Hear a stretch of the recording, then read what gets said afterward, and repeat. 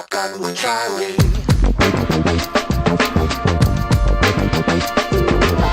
Riding shotgun refers to the practice of sitting next to the driver in a moving vehicle. The term riding shotgun came around after the time of the stagecoach, when somebody used to sit next to the driver holding a shotgun, in case they ran into bandits. My name is Charlie Cook, and I drive a lot. I like to talk to people while I'm driving, so I interview people in my car while I'm driving. Welcome to Riding Shotgun with Charlie.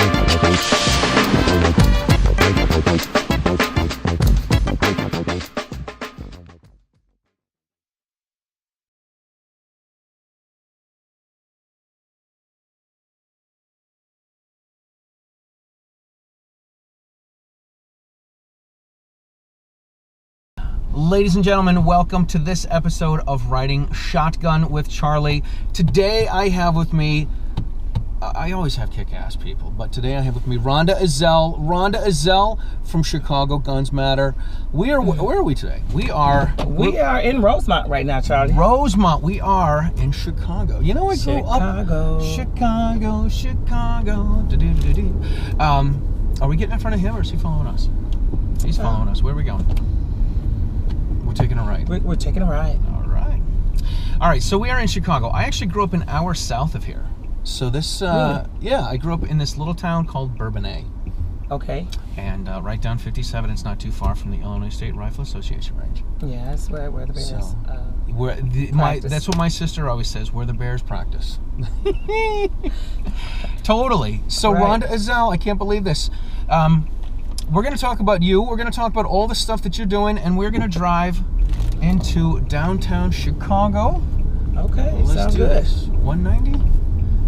All right. Let's get it. So how did you, so everyone knows you from Chicago Guns Matter and Rhonda Ezell versus Chicago. Right. And Ezell versus Chicago 2.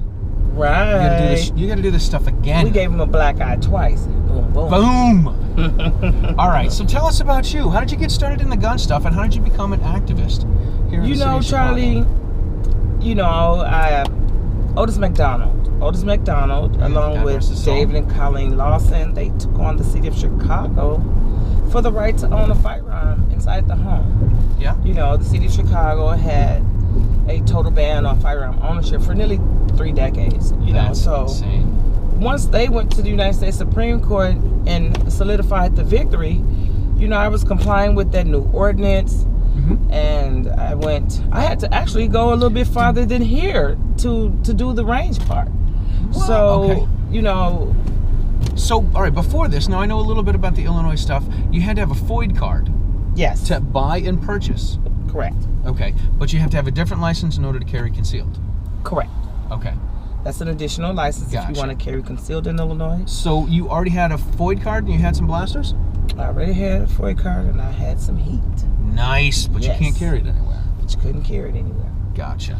Okay. So after the MacDonald victory, 2010, we had the right to own a firearm inside the home. But the city of Chicago, as usual, with shenanigans, they put in place where you needed training, X amount of hours, and live fire. But yet, no gun range of it. Yeah, so it's an extra burden financially. No doubt. Financially, and it's one of the things that politicians do to make it difficult. Well, they do a lot of things to make it difficult.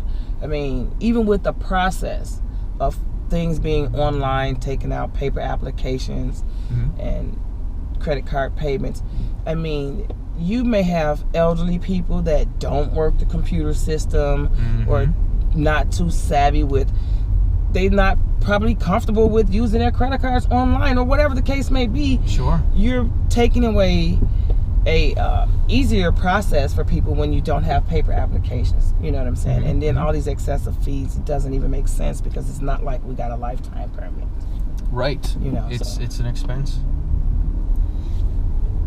So well, you got your permit. You got your. I had the FOID. Blasters. I had the blasters, and I said, you know what? I'm gonna be the first one. Try to be the first ones to comply with this new ordinance because we could literally have a gun in the home now. Although you know, millions had guns because we already had FOIA cards. It was a catch-22. Yeah. Always able to have a FOIA card. But you know what? Back in 1983, once an individual's permit expired, there was nothing in place for them to renew them. That's where the total ban came in at. What? That's why when the MacDonald case was won, that's how it got back started. That's how everything got started. So I was complying with that. I had to go out to Dundee, Illinois. It's way past here. Yeah. To comply, and I live on the south side. So when I did that and I took that class, I said, you know what, let me reach out to my state organization, because I'm a lifetime member of the Illinois State Rifle Association. Yep. And no one really knew the ins and outs of the law. It was brand new. People were testing the waters. Sure. So I said, well, you know what, let me call them and get some information on what needs to be done to complete the cycle. Right. And as I was doing that, I told them all the little shenanigans I went through. You know, all the red tape just to get to a gun range to comply. And they was like, what? And I was like, yeah. And I was like, you know what? We think your rights have been violated. And from that point forward, Ezell versus Chicago was born. Like, that's how it happened. Wow. That's how I got into the firearm industry. But, you know, like I say, you were just a regular gun, like you weren't an instructor or no instructor, like just a regular citizen with a FOIA card. I always had a FOIA card for over 30 plus years. Wow. And you got a FOIA card, you're on a gun. You got a FOIA card at birth? No, I'm not at birth, but you know, do have a birthday next week. You too? All right. What's your birthday? You don't have to tell me. It's Thursday. Thursday. Every Thursday? Every Thursday. Every Thursday's your birthday. All right. I'm going to get something special for you. Okay. All right. So that's when Ezell versus Chicago won. So Ezell Chicago won. They didn't know what the laws were, and you didn't know how to comply with the laws. Well, we were figuring it out. Okay. You know, it hit. I was sitting at home, fresh off of life support, watching the news. Whoa. And I saw that. Off of life support? Yes. That's what you have to do? You have to give your life to get a gun license? Are you kidding me? She's almost dead. Let's give her a gun license. Oh, shucks, she's alive. You better get one. You know, so. Right.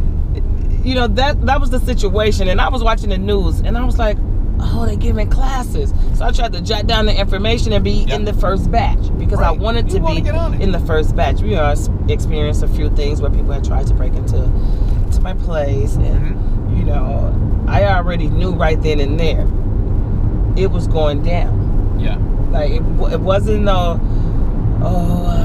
gonna have to, because I called, you know, I said, hey, some guys tried to break in, but we're dealing with CPD. Oh, well, you know what? Get a baseball bat. Oh, so I'm just gonna open my door, not knowing how many bad guys are on the other side of the door with a baseball bat. I said, thank you so much. Have a great day. I'll take it from here. See, the problem with the baseball door plan, the baseball bat plan, is you have to open the door in order to get these guys. Yeah, but why open the door when you don't know how many are on the other side? Absolutely. So, I tell people, you want to have a high cap magazine because bad guys have friends. Of course. Yeah. And that's what they do. You know, so that, with that being said, I was like, you know what? Okay, I'm all in here. But, you know, I'm a mom, I'm a parent, I'm a Southsider, I'm a woman, I'm me. Right. I'm going to protect myself hands down regardless. Absolutely. So, absolutely. Owning a firearm is the norm. I love hearing that from people. I didn't grow up, we were, I don't know a good way to say it, we were gun agnostics. I was a gun agnostic. I didn't grow up hunting or shooting, and I didn't get into it until I had a kid, and then I'm like, ooh, I now have people I have to protect. Yeah. You know? It's a difference when you're a parent. Absolutely. You know, that's completely why I did it. Things are that much more complicated because it's not just you anymore. You're not a teenager. You're not a young adult. You are a mom. You are a dad. You have people, you have people depending on you and relying on you. And it's in your nature to protect your family and your loved ones. You know, not to mention that we're responsible for our own protection. You know, so at the end of the day, I wouldn't wait for someone to come and save me. You know, I'm gonna make sure I have the opportunity to defend myself. Absolutely. So then what started happening? Like, there's got to be a whole process, because you're taking on the city of Chicago and all the money that they have, and Chicago, in the beginning, they didn't even want us. When I say us, I'm talking about the people of Cook County to even be a part of the concealed carry law. They wanted to try to negotiate and carve out Cook County in order to have concealed carry in the state of Illinois. And that's what we were dealing with. You know, and it's unreal. Total discrimination. Yeah. But yeah, the black community doesn't want guns. They don't need guns. And this was said by politicians. Unreal. But, you know, it didn't happen. So they were dragging their tails on the concealed carry, you know, and so on and so forth. But, you know, going through the cases with the Ezell case, it took nearly a decade to actually finish the case, because when we got the first victory with Ezell 1, of course, there was a lot of restrictions in place. And the city come back with more shenanigans. Well, you know what? We want to restrict the age of a minor. We want to regulate the operating time of the gun ranges. We want to say, well, you can't take ammunition out of the place. You want to shoot it up. It was just a whole bunch of weird stuff that they were coming up with. But you can't build a gun range within 500 feet of a liquor store, church, daycare, things of that nature. And everybody knows in Chicago, it's 5 churches on one block. It's 10 liquor stores in the same vicinity, as well as daycare schools, high schools, so on and so forth. So what they did was they narrowed it down to, you would have less than 1% of the city would be available space to build a gun range. But we came back with Ezell 2, and we knocked down all of those restrictions. We knocked down those restrictions, and we got those injunctions, and we came out victorious, because, you know, it shouldn't take a lifetime for a human right, first and foremost, and then a fundamental constitutional right. Just because you want to play these political games with the lives of the citizens of the city of Chicago doesn't make it right. You know what I'm saying? That it's crazy. It's crazy. So, all right, let me ask you this. So, black mom, single, married? Not that it matters. Oh, I'm single. Okay. So, you got you got the kids, you got a job, you got to hold all this stuff down. How do you finance this? Like, who paid for the case? For the all the legal fees, all the for the litigation, that was paid for by the Second Amendment Foundation. Awesome, very cool. Yeah. This is why. So we're here hot off the Gun Rights Policy Conference in Chicago. This is why everyone supports the NRA, which is great. But you have to support the Second Amendment Foundation, because without your donations, the Second Amendment Foundation cannot take on these anti-gunners in every state across the country. They just can't do it by themselves. You know, they need your help. They need people to donate. It's very expensive. I couldn't have afforded to take on the city of Chicago. But, you know, fortunately, you know, teamwork makes the dream work. So everybody get involved and do their part.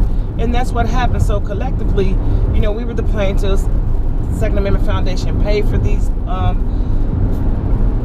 cases, and they do it through their donations, because you may win one case in one state and look up and there's four more cases that are going to follow that. Exactly, in other states all over the country. So, but the best thing about it is when you win these cases, you can cite these cases. You can use them. Use the next one. Yeah, absolutely. I can't remember which one's first. I interviewed Brian Aiken and Janine Allen, and one of them led to the other. Okay. And I don't remember which one. Right off the top of my head, I don't remember which one was first. Yeah, I'm not familiar with which one came first. Right, but one laid the groundwork for the other one. And that's how it's done. And that's basically how it has to happen here. You know, because the MacDonald case took place right after the Heller case, yeah. And something that I didn't get to mention in my speech, because I did not know I was going to win an award, so they kind of threw me through a loop. You know, we were here at the Gun Rights Policy Conference, the 33rd annual event of the Gun Rights Policy Conference in 2018 in the city of Chicago, as we also celebrated the 10-year anniversary of Dick Heller, the 10-year anniversary of MacDonald versus Chicago, as well as the 7-year anniversary of Ezell versus City of Chicago. See, Charlie, that's what I'm talking about. That's what I'm talking about. You know what we can do with this? I love this. We can take that little segment and we can send it to the Second Amendment Foundation. They can turn it to a commercial. That's what I'm talking about. Boom. Here's what else I'm talking about.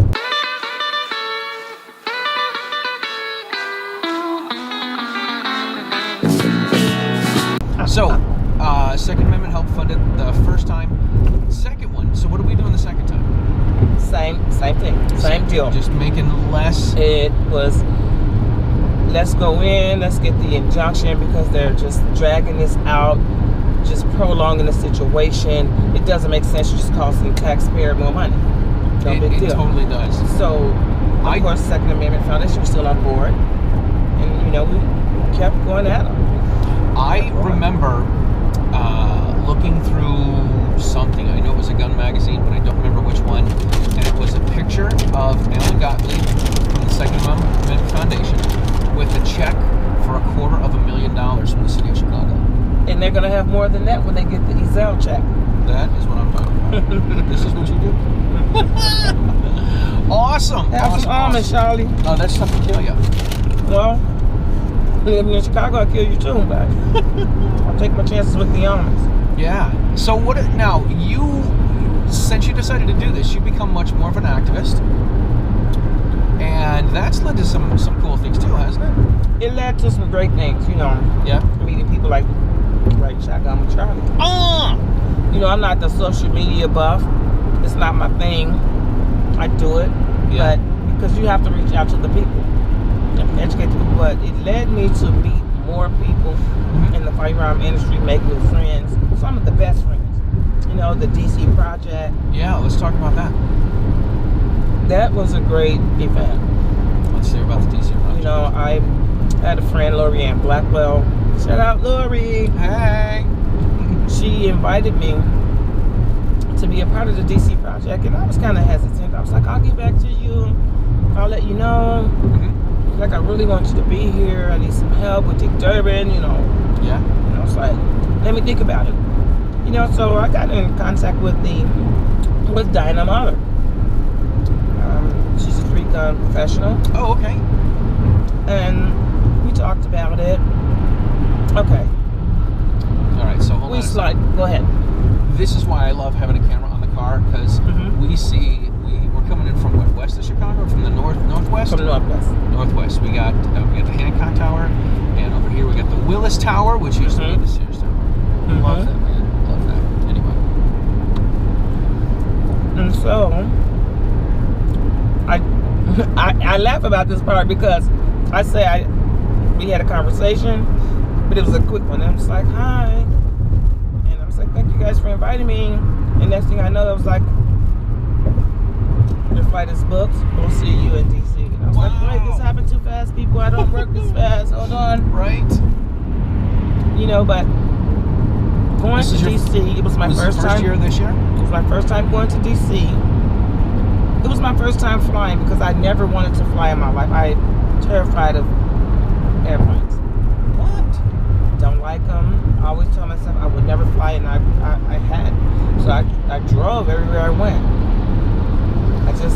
I don't believe in being off the ground, putting my life in the hands of somebody else, and I have no control over it. And we just drop clear out of the sky. Right. It doesn't even make sense. I get some friends that are that way. I don't get it, but I get some friends that are that way. But I went and got a 2-for-1. Okay, this is your captain speaking. We're gonna pull over in Baltimore for fuel. You got me in the air with no gas? What the? No, it's a connecting flight. Wasn't it a connecting? No. They ran out of gas? We are going to get fuel in Baltimore. You are never taking a plane again, are you? Southwest is great. Those people are great. Right. But he said, hey, get off the plane and say, hey, this is the captain. He said, you got a 2-for-1 when I was getting off. I was, don't you ever do that again. I don't want to do for one. I want to 1 for 1. Right, Give me to just DC. 1 for 1. Give me to DC. Straight shot. That's it. That's it. Don't deviate from the plan. All right, so the DC project got you to DC. Mm-hmm. Tell us more about that. What do you guys do in DC? You know, we had a great time in DC. What do you girls do in DC? Because it's 50 women, one from every state. Oh my gosh, that's awesome. Going to Washington, D.C. Yeah. To meet with their legislators. Very cool. So what we did was we were in groups. Mm-hmm. We got up every day. We had appointments that were lined up. Nice.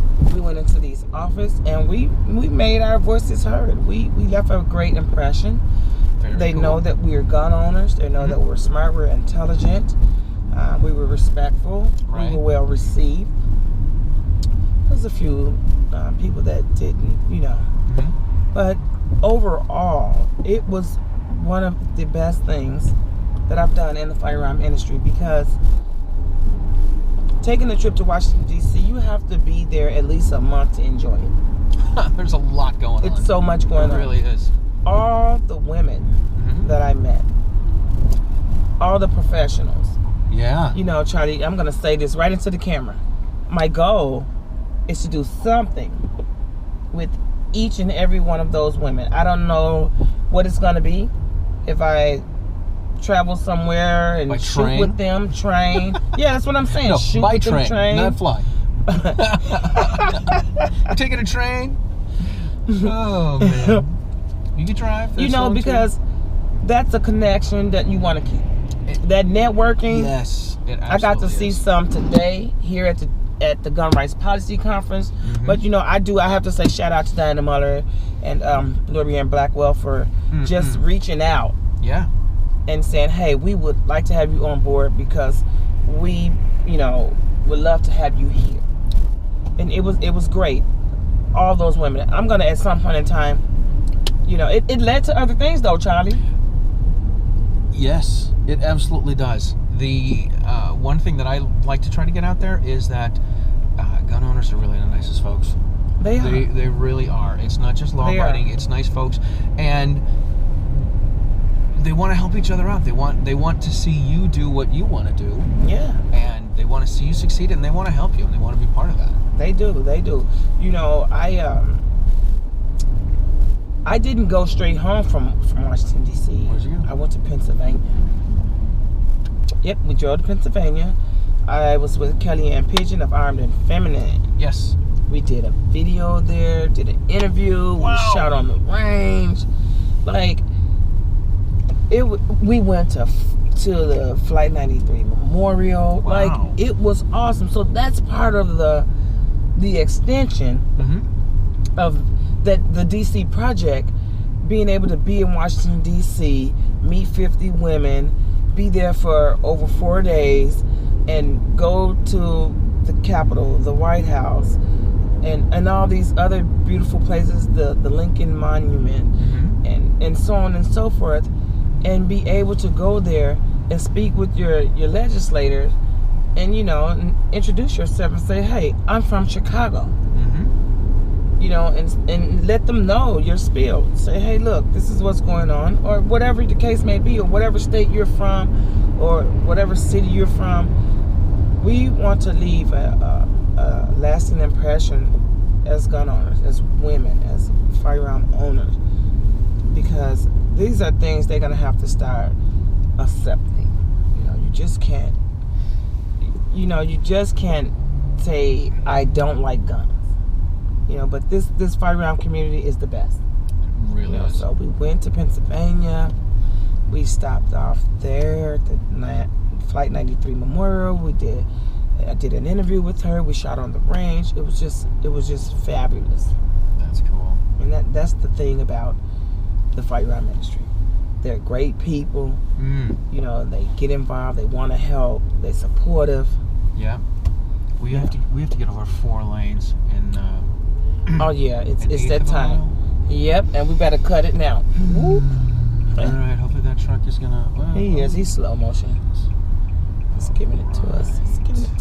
See, in Massachusetts, usually we would do about 80, and then we have an 1/8 of a mile to get over 4 lanes. Massachusetts driving's the worst. Bum bum bum bum bum bum bum bum. Bum bum bum bum bum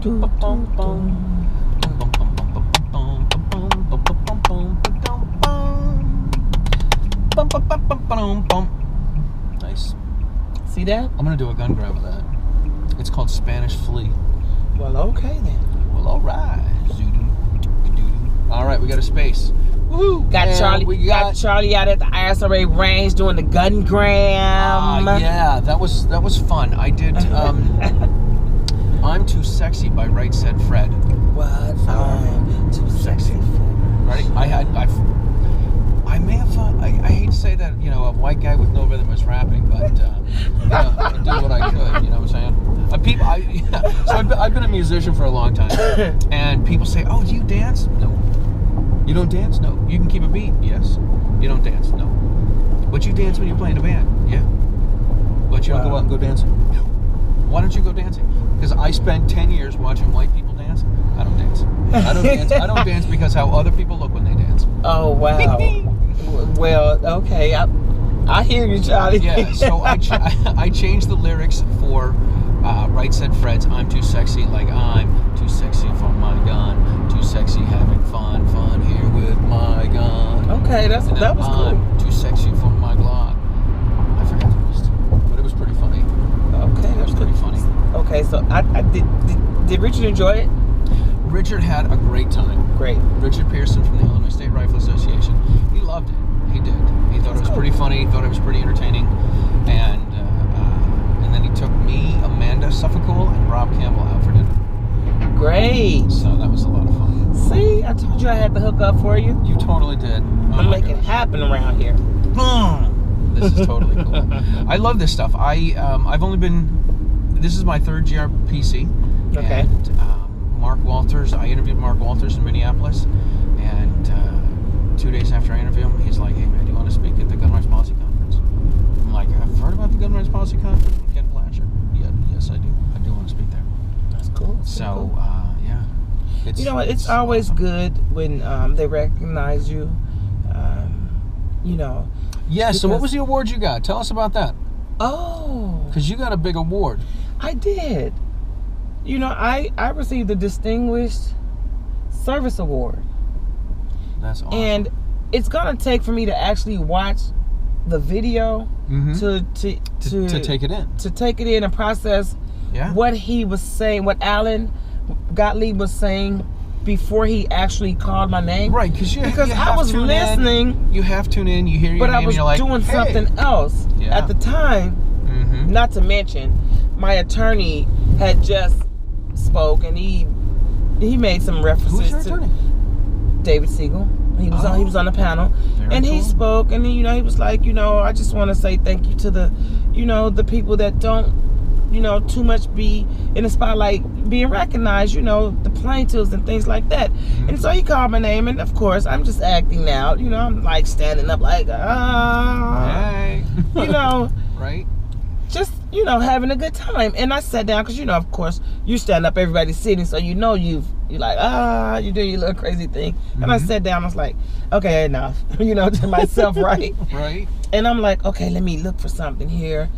And I was doing something, I had my head down, and I'm listening, and I was listening like, oh, wow, the Distinguished Service Award. And I heard the words as I was listening. Yeah. And at the time he was talking, I put my head down for a moment, back down, and I'm looking for something, and then he called my name, and it kind of just threw me through a loop. Yeah.